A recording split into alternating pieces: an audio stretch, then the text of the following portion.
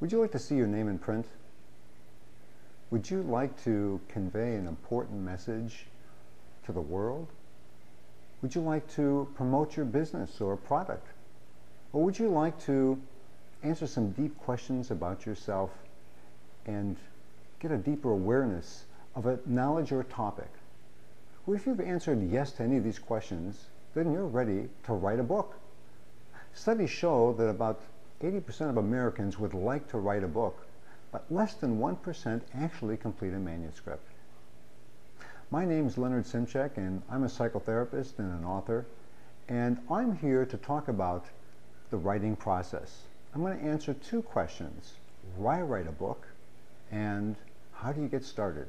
A third important question, how do I get it published, will be answered later on in another video, but it's not as difficult as you think it is. With all the changes in the publishing world, we can look at self-publishing, ebooks, and there are many formats to get your word out into the public.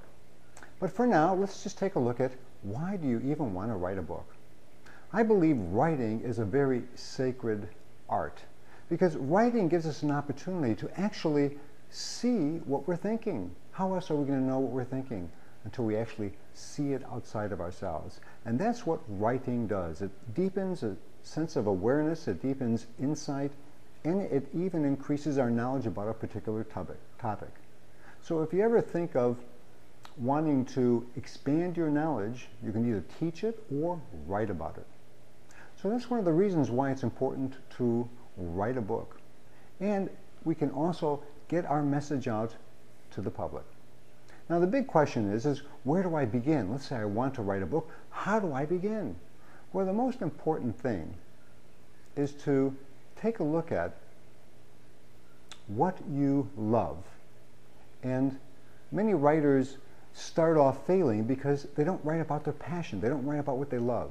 So write what you know and write what you love. One of the first novels I began was a fantasy novel back in 1980s.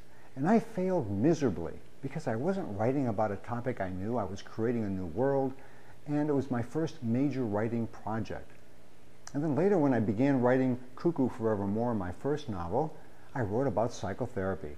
And I was working at a child and adolescent psychiatry department at the time, and I had plenty of material to write about. I knew what I was writing about. So stick with a subject that you know, stick with something that you love. And once you have that under your belt, you're ready to go. And the next thing you need to do is just create some time to write your book. Now this is often a very difficult thing because people say, where am I getting time? Where am I going to have the time?